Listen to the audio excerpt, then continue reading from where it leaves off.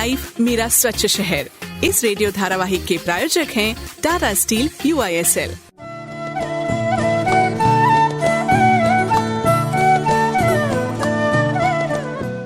नमस्कार दोस्तों, मैं हूँ मधु और मैं हूँ प्रभाष। नमस्कार।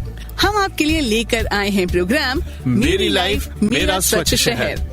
प्रोग्राम के नाम से ही आपको समझ आ गया होगा कि हम इसमें स्वच्छता की बातें करेंगे। हाँ प्रभाष, स्वच्छता के साथ साथ हम RRR की बातें भी करेंगे। ओहो मधु, श्रोताओं को ऐसे कंफ्यूज मत करो RRR कह के, वो कुछ और समझ लेंगे। तो हम बता देते हैं RRR है रिड्यूस, रीयूज और रिसाइकल। वैसे प्रभाष, कभी कभी मुझे लगता है ना कि वो पहले वाला जमाना अच्छा था अपने लिए, जब हमारे पास ज्यादा पैसे नहीं हुआ करते थे। हाँ, लेकिन ऐसा क्यों? देखो ना, पहले जब हम घर से बाहर निकलते थे तो पानी की बोतल साथ लेकर निकलते थे। तुम भी निकलते होगे है ना? शॉपिंग करने जाते थे तो थैला लेकर निकलते थे। और चीजें जो होती थी हमारे पास, चाहे कपड़े हो, चाहे टिफिन हो, चाहे कुछ भी हो, उसे हम लंबे समय तक इस्तेमाल करते थे। और अब जब हमारे पास पैसे आ गए हैं तो हम चीजों की कदर ही नहीं करते। बिल्कुल सही कहा तुमने। पानी की बोतलें मिलती हैं बाजार में तो कोई घर से पानी लेकर निकलता ही नहीं। वो 20-30 रुपए आजकल कोई बड़ी चीज तो है नहीं लोगों के लिए। बिल्कुल नहीं। लेकिन जो प्लास्टिक की बोतलों का अंबार लग रहा है उसकी किसी को चिंता नहीं। बिल्कुल भी नहीं है चिंता। और सब्जियां जो हम लेने जाते हैं उस पे भी हमें सिंगल यूज प्लास्टिक बैग दे दिए जाते हैं, उसकी भी किसी को फिक्र नहीं है। बस अपना काम बनना चाहिए, घर पे सब्जी आनी चाहिए।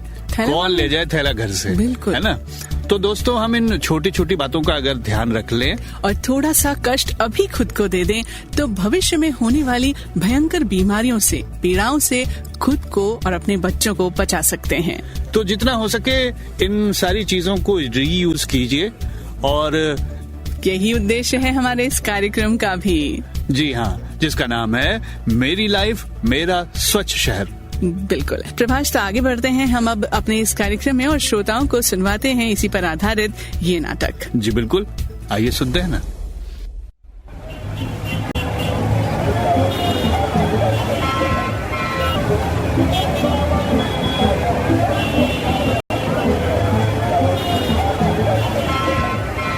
अरे, इस ट्रैफिक के सिपाही को क्या हुआ?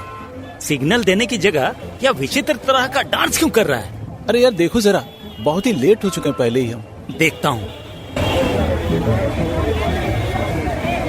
ए सिपाही जी, क्या हुआ? ये क्या हरकत है यार? तबीयत तो ठीक है ना तुम्हारी? पागल तो नहीं हो गए हो तुम? हाँ, हम पागल हो गए हैं, पागल ही हो गए हम। आप लोगों को सिग्नल देते देते पागल हो गए हैं। ए, तमाशा बंद करो, पूरा चौराहा जाम करके रख दिया है। वाह साहब वाह, चौराहा जाम हुआ तो बहुत चिंता हो रही है, और अपना दिमाग जो जाम हो गया है उसकी चिंता नहीं है आपको। अरे देखो, ये छोटा सा सिपाही और कैसी कैसी बातें कर रहा है। ए, तुमको बात करने की तमीज नहीं है जी? क्या हुआ बताओ? अरे हमको क्या होगा जनाब, हम तो अभी 1 मिनट में सारा जाम साफ कर देंगे, लेकिन अब हम तंग आ गए हैं। क्या तंग आ गए? अरे साहब, आप तो कार के अंदर बैठे रहते हो, थोड़ी सी देर हुई नहीं कि हॉर्न बजाने लगते हो। जानते हो कि 1 से 2 मिनट में सिग्नल खुल ही जाएगा, लेकिन ना तो अपनी गाड़ी का इंजन बंद करते हो, ना बार बार हॉर्न बजाना छोड़ते हो। यहाँ बीच में खड़े होकर हमारी क्या हालत होती है, कभी सोचा है? बात तो आपकी ठीक है। ठीक क्या है मैडम? कुछ भी ठीक नहीं है। अरे मेरा क्या है, मैं तो यही काम करने के लिए आया हूँ। इस तरह ही देश की कुछ सेवा हो जाए तो ये शोर शराबा, ये इंजन का धुआं सब सह लूंगा। लेकिन आप लोग क्या देश को डुबोने के बाद ही चेतिएगा? दुनिया भर का प्रचार होता है, बिना हेलमेट मत चलिए, ईंधन बचाने के लिए पूल राइडिंग कीजिए, जरूरत ना हो तो गाड़ी का इंजन बंद रखिए, छोटी दूरी के लिए गाड़ी मत निकालिए, साइकिल का भी उपयोग कीजिए। लेकिन नहीं, सारा काम तो बस हम सिपाहियों का है, देश के फौजियों का है। टीवी रेडियो वाले विज्ञापन बना बना कर चिल्लाते रहें, आप लोग बस इस कान से सुनिए और उस कान से निकाल दीजिए।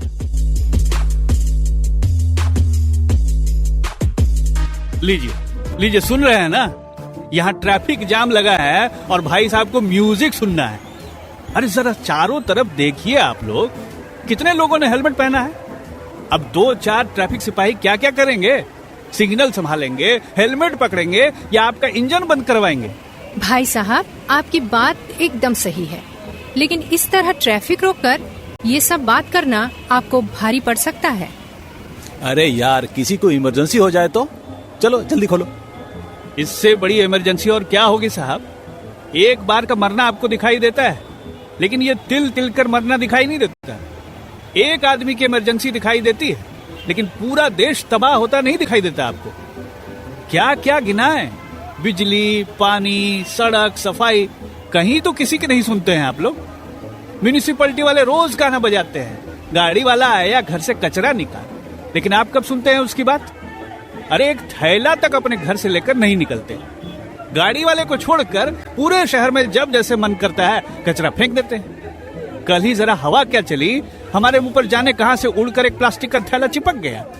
ये तो गनीमत कहिए कि उस समय ट्रैफिक ज्यादा नहीं थी, वरना उल्टा पुल्टा सिग्नल पड़ जाता और हो जाती दुर्घटना। नहीं, कोई सुधरने वाला नहीं, इसलिए हमने सोचा कि आज हम कोई सिग्नल नहीं देंगे। सिपाही जी, आपकी देशभक्ति सही है, लेकिन हम लोग समय पर अपने काम पर नहीं पहुँचे ना, तो वो भी तो राष्ट्र के साथ गद्दारी ही होगी ना।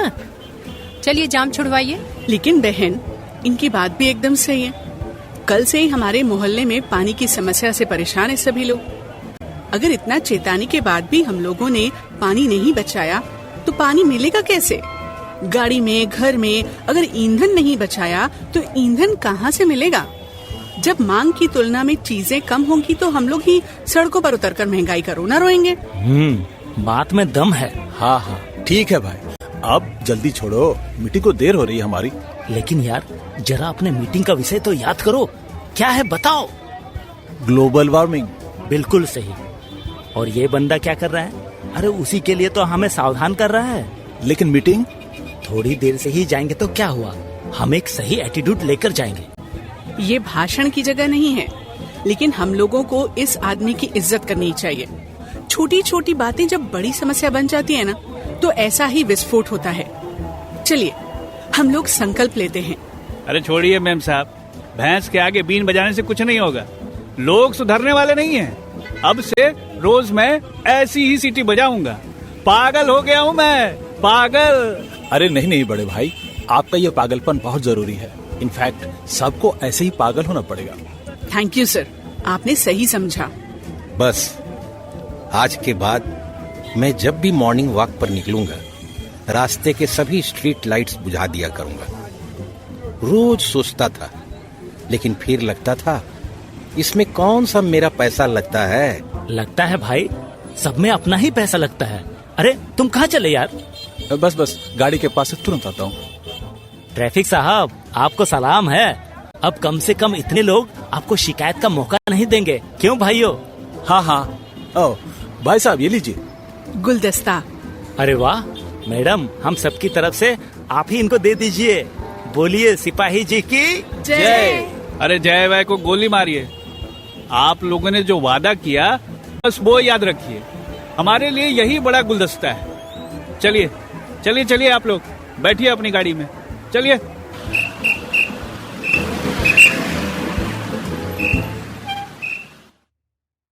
तो श्रोता दोस्तों, उम्मीद करती हूँ कि सिपाही जी की बात आप सबको समझ आ गई होगी और अब से आप उस पर जरूर अमल करेंगे। और अगर आप इन सारी बातों को अमल में लाएंगे, अपने जीवन में इनका पालन करेंगे, तो आपका जीवन ही सुखमय होगा।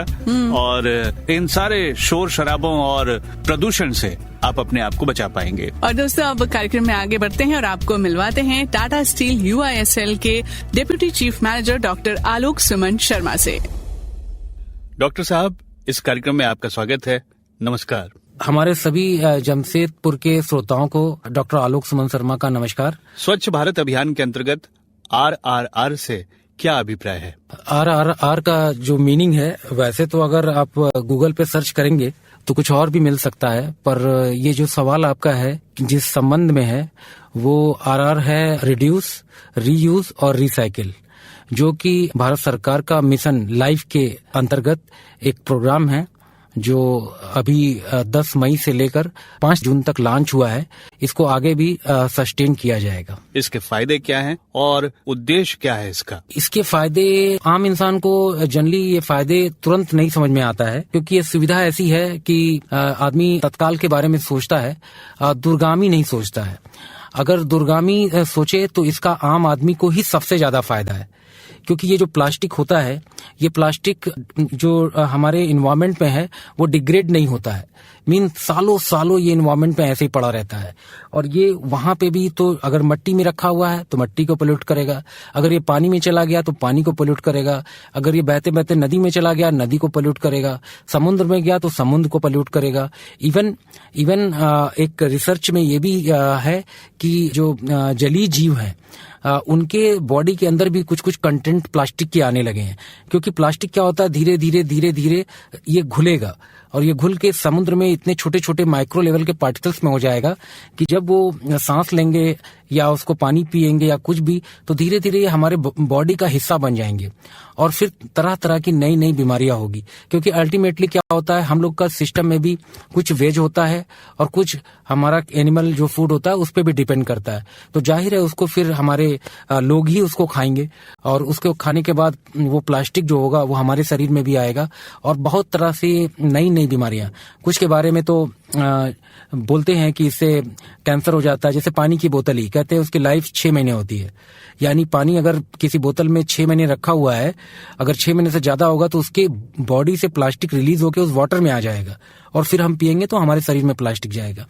और ऐसा अगर आदत करते हैं तो हमको इन फ्यूचर में कभी न कभी कोई कैंसर हो सकता है, कार्सिनोजेनिक प्रॉब्लम हो सकती है और भी बहुत सारी बीमारियां, अननोन बीमारियां हो सकती हैं जो हमको पता भी नहीं चलेगा कि ये हमारे लाइफ स्टाइल की वजह से ये सब बीमारियां हमको हो रही हैं। इसीलिए जो प्रोग्राम का पूरा जो निचोड़ है वो ये है कि हमको 3R जो लाइफ स्टाइल है उसको अपनाना है, जिससे कि ये धीरे धीरे जो अंत में जो प्रोसेस है वो अंत में एक आम आदमी को ही सुविधा प्रदान करता है, उसे हेल्दी बनाता है और उसके लाइफ स्टाइल को इस तरह से बनाता है कि बहुत तरह से ये जो पॉल्यूशन हो रहा है जो प्लास्टिक की वजह से या जो वेस्ट की वजह से, इवन जैसे सोर्स सेग्रीगेशन भी बहुत इंपॉर्टेंट है। आपके घर घर में सभी लोग जाते हैं, गाड़ी वाला जाता है, सब कुछ जाता है, फिर भी लोग उसकी केयर नहीं करते, वो मिक्स ही गार्बेज देते हैं। तो अपने जो प्लास्टिक है और जो अपना खाने का फूड है दोनों को मिला के दे देते हैं, जिसको बाद में बहुत दिक्कत हो जाती है मैनेजमेंट को या जो भी उसमें काम कर रहा है उसके लिए बड़ा डिफिकल्ट हो जाता है। इसीलिए सोर्स सेग्रीगेशन में भी अगर हमारे आम जन फायदा करे तो एक तो उनको भी फायदा होगा कि गीला वेस्ट है तो गीला वेस्ट को कैसे संभालना है, सूखे वेस्ट को कैसे संभालना है, तो वो जो लीचेट प्रॉब्लम है वो भी दूर हो जाएगी। और जो घर में 1 दिन तक रखना है, क्योंकि गाड़ी तो दिन में 1 ही बार आती है, अगर वो उसको इस प्रॉपर तरीके से सोर्स सेग्रीगेशन करके देंगे तो वो क्या होगा, अलग अलग जाएगा और रिसाइकिल भी अच्छे से होगा। और जो वेट आपका वेस्ट है, जो गीला वेस्ट है जिसे फूड वेस्ट कहते हैं, जो ऑर्गेनिक वेस्ट होता है, वो भी अलग से किसी काम में रिसाइकिल होकर कंपोस्ट बन के फिर वापस आपको पास आएगा। इवन आप खुद भी, अगर आपके पास खुद बेहतर जानकारी है तो आप अपने घर में भी कंपोस्ट बना सकते हैं उससे, और उससे अपना जो खाद की समस्या है या फर्टिलाइजर की समस्या उसको भी दूर कर सकते हैं। तो ये RR सेंटर भी हमारे इसी सहयोग के लिए बने हुए हैं कि वो जहां तक आप खुद कर सकते हैं उसके लिए भी नॉलेज देते हैं और उसके बाद अगर कुछ है तो उसको भी हम लोग रिड्यूस, रीयूज और रिसाइकिल करके सिस्टम को पॉल्यूशन कंट्रोल कम करने में मदद करते हैं। डॉक्टर साहब, हमारे श्रोताओं को इतनी अच्छी जानकारी देने के लिए हमारी ओर से और हमारे श्रोताओं की ओर से आपका बहुत बहुत धन्यवाद। धन्यवाद। उम्मीद करते हैं कि हमारे जमशेदपुर के निवासी इस RR सेंटर का पूरा उपयोग करेंगे और पूरा इसकी सहयोग करेंगे। धन्यवाद। तो श्रोता मित्रों, अभी आपने जाने टाटा स्टील UISL के डिप्टी चीफ मैनेजर डॉक्टर आलोक सुमन शर्मा के विचार। इन विचारों से आप भी सहमत होंगे और अगर इन्हें आप अपनी रियल लाइफ में शामिल कर लें तो निश्चित रूप से आप भी इनकी तरह खुशहाल रह सकते हैं और अपना जीवन ढंग से बिता सकते हैं।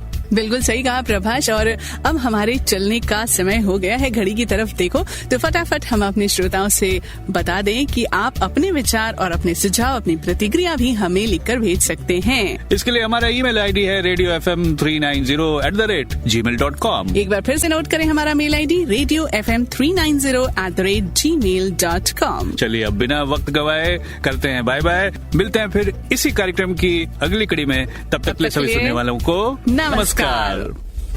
मेरी लाइफ मेरा स्वच्छ शहर, इस रेडियो धारावाहिक के प्रायोजक थे टाटा स्टील UISL।